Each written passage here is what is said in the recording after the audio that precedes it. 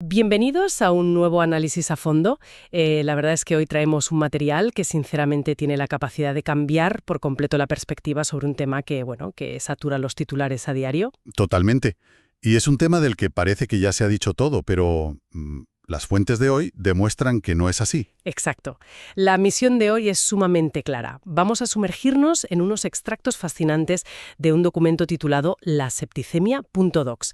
Y a ver, este texto forma parte de una obra mucho más amplia y bastante ambiciosa llamada Swamis, el despertar de la conciencia de Gaia. Una obra que, fíjate, desde el primer párrafo ya te deja descolocado por la forma en la que aborda la crisis medioambiental. Sí, le da un giro absolutamente radical.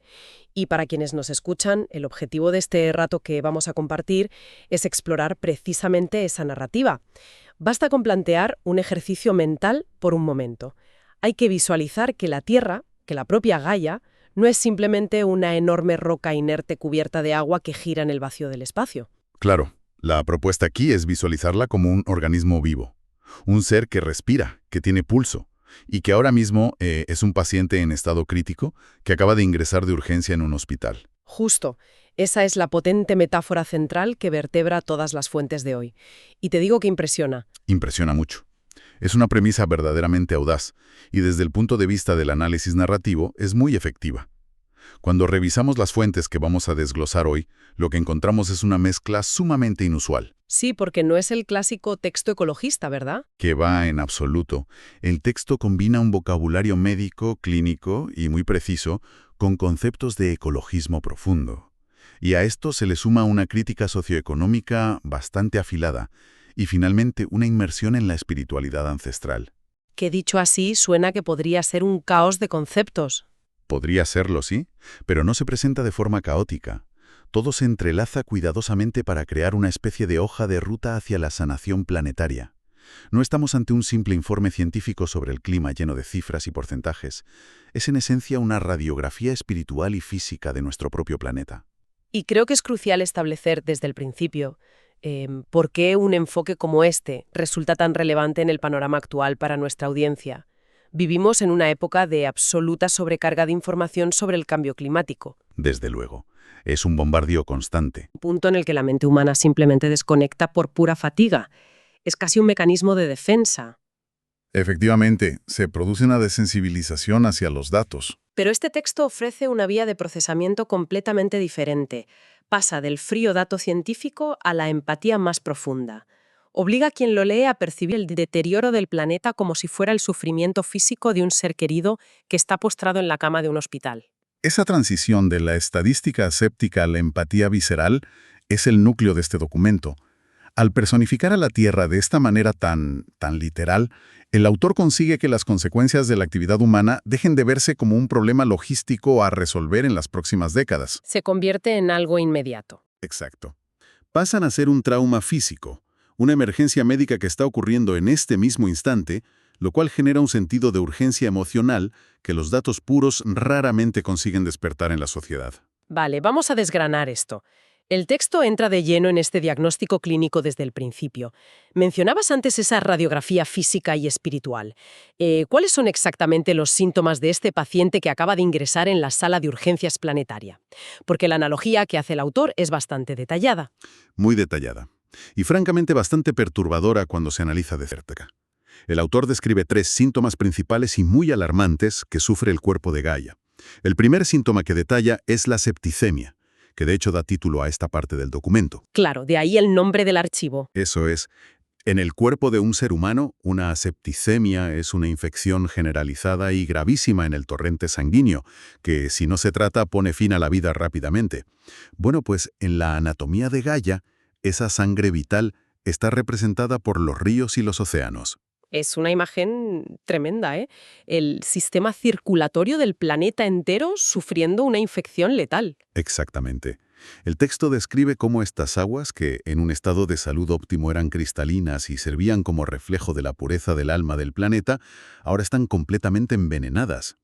La infección está compuesta por el vertido constante de químicos industriales, metales pesados y la asfixia de los plásticos. Es que lo describe de una forma tan cruda que casi puedes verlo. Y para ilustrar la gravedad de esta septicemia, el autor utiliza una figura retórica devastadora. Habla de la muerte masiva de los peces, pero no los llama simplemente fauna marina. Se refiere a ellos como los hijos menores de Gaia. Madre mía. ¿Los hijos menores? Los describe flotando en la superficie de esa sangre infectada como recordatorios palpables de la codicia humana. Y mencionan un olor a putrefacción sin precedentes que emana de las aguas. Es el olor literal de un tejido que está muriendo. Con un cuadro clínico así, uno pensaría que es suficiente para declarar la emergencia total. Pero el diagnóstico continúa. ¿Cuál es el segundo síntoma que detecta esta evaluación médica?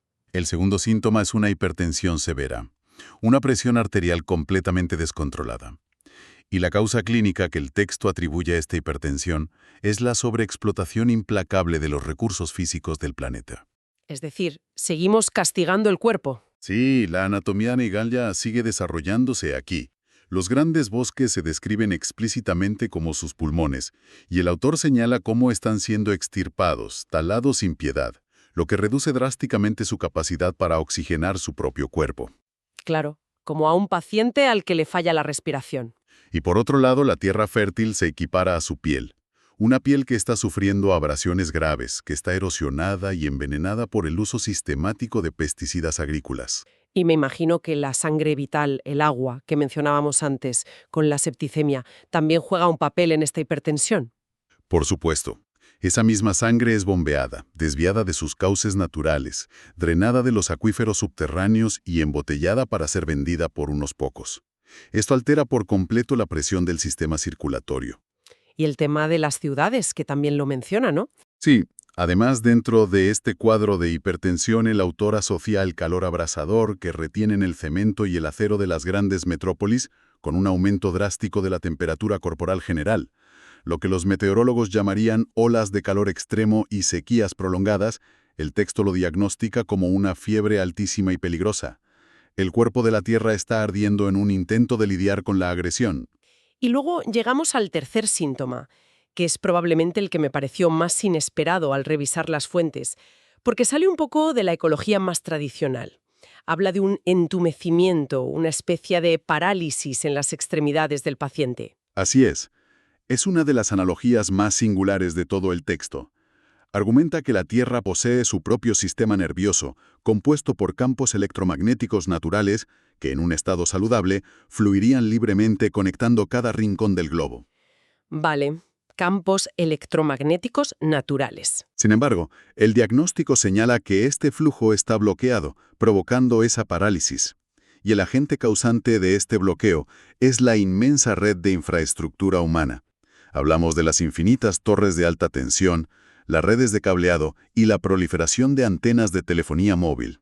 Es como cuando te sientas en una mala postura durante mucho tiempo y se te duerme el brazo. Sientes ese hormigueo, esa desconexión, porque la señal nerviosa no llega correctamente. El texto sugiere que nuestra infraestructura de comunicaciones, irónicamente, está cortocircuitando y aislando el propio sistema nervioso del planeta. Lo fascinante aquí es cómo esta perspectiva clínica obliga a reevaluar por completo lo que la sociedad suele etiquetar como desastres naturales. Cuando ocurre un terremoto masivo, una tormenta de categoría 5 o una serie de erupciones volcánicas, los noticieros hablan de tragedias aleatorias o de la furia ciega de la meteorología. Claro, siempre lo vemos como algo externo y azaroso. Pero bajo esta lente médica que propone el autor, estos eventos tienen una explicación muy distinta. El documento los describe explícitamente como el sistema inmunológico de Gaia entrando en acción. O sea, no es la naturaleza siendo cruel o aleatoria, es una respuesta autoinmune. Exacto. Es el cuerpo intentando defenderse de un patógeno. El texto plantea que Gaia está intentando desesperadamente limpiar su sangre a través de las tormentas, regular su presión arterial mediante los movimientos tectónicos y liberar esa energía electromagnética bloqueada a través de las erupciones. Impresionante. La Tierra no está atacando a la humanidad por maldad. Simplemente está intentando sobrevivir a una infección grave y sistémica. Brutal. Convierte a la humanidad en el virus que ha provocado que el cuerpo reaccione con fiebre y convulsiones. Y claro, con un panorama tan desolador en esta sala de urgencias metafórica, la gran duda es si el texto se rinde ante la fatalidad. Pero el documento introduce un giro radical. No todo el mundo permanece ajeno a esta enfermedad. Así es. El material detalla el surgimiento de un movimiento que el autor denomina los despiertos. Es el punto de la narrativa donde la conciencia de una parte de la humanidad comienza a reaccionar ante la gravedad extrema de la enfermedad de Gaia. Y la reacción de estos despiertos no es quedarse de brazos cruzados esperando el colapso. El texto describe cómo personas de diversas procedencias y culturas empiezan a comprender que el modelo actual es insostenible. Empiezan a organizarse. Comienzan a actuar a nivel micro y macro. Organizan comunidades autosuficientes, inician campañas de reforestación masiva, desarrollan tecnología para limpiar los mares y salen a las calles en marchas globales para exigir un cambio profundo en la relación con el planeta. Surge una verdadera resistencia. Al analizar esta sección sobre la resistencia, es fundamental observar cómo las fuentes plantean un conflicto de narrativas muy marcado. Y aquí hay que hacer un apunte metodológico importante. El documento argumenta que frente al avance de estos despiertos hubo una represión sistémica formidable. Sí, hay que recordar a quienes nos escuchan que nosotros simplemente estamos reportando lo que dicen los textos. Es vital dejar claro que las fuentes afirman que los medios de comunicación y las corporaciones difundían desinformación y propaganda. Efectivamente. Nosotros no tomamos partido, solo exponemos la visión anticapitalista y antimonopolio del autor original. Las páginas de la obra sostienen que los grandes conglomerados mediáticos y las corporaciones multinacionales desplegaron campañas masivas de desinformación para proteger sus intereses y mantener el modelo económico vigente. E incluso mencionan represión física, ¿no? Sí, según la visión del autor, los activistas que intentaban sanar a Gaia enfrentaron campañas de desprestigio sistemático, persecución e incluso penas de prisión. Toda esta sección sitúa a las grandes instituciones como los principales agentes patógenos que se resisten a la cura. Es una descripción de un choque frontal entre dos realidades. Y lo que resulta verdaderamente ingenioso, según relata el documento, es la forma en que esta resistencia reacciona al verse bloqueada por esos canales institucionales y mediáticos. No se rinden ante la censura. Al no poder competir en los espacios de difusión tradicionales, el texto explica que los activistas recurren a tácticas de guerrilla cultural. Exacto. Utilizan el arte, la música, la literatura y las redes descentralizadas como herramientas puramente tácticas. Es fascinante cómo el texto valida el poder de la creatividad frente al poder institucional. Totalmente. Cuando el dato científico es bloqueado o manipulado, los activistas usan la emoción del arte para saltarse la censura. Una canción sobre un río envenenado o un mural inmenso sobre un bosque talado logran esquivar las barreras ideológicas y llegan directamente a los corazones y las mentes de la población. Es una demostración de que la batalla por la supervivencia del planeta no se libra únicamente en los parlamentos o en las cumbres climáticas. El autor sugiere que el verdadero campo de batalla es el terreno de la imaginación humana y de la cultura popular. El arte como vehículo de la verdad. Las ideas que no pueden transmitirse mediante informes técnicos o noticias logran abrirse paso a través de la catarsis que genera el arte. Aquí es donde la cosa se pone realmente interesante, porque una vez que esta resistencia logra despertar a una masa crítica a través de la cultura, el texto nos presenta la cura definitiva para todo este diagnóstico clínico.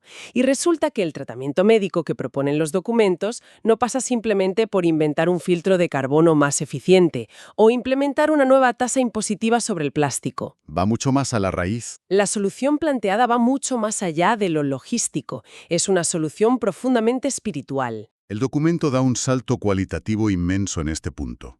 Transita del activismo físico y la resistencia cultural hacia la necesidad de un despertar espiritual masivo. La premisa del autor es tajante. No sirve de nada limpiar un río hoy si la estructura mental, la codicia y la desconexión que llevaron a envenenarlo en primer lugar siguen intactas. Es apagar el fuego sin retirar el combustible. Exactamente. Para que la septicemia planetaria no regrese se requiere una transformación interior de la humanidad. Y esa cura está compuesta, según el texto, por la práctica de la meditación, la búsqueda de la paz interior y el desarrollo de una compasión radical. Hay detalles en esta parte que son increíblemente memorables. El texto no se queda en conceptos abstractos de paz y amor, sino que establece una jerarquía de respeto muy específica para esta nueva mentalidad. Pide explícitamente que la humanidad comience a tratar a los animales como hermanos menores y a las especies vegetales, a los árboles y las plantas, como hermanas mayores. Es un enfoque precioso. Hay una humildad inmensa en esa reestructuración.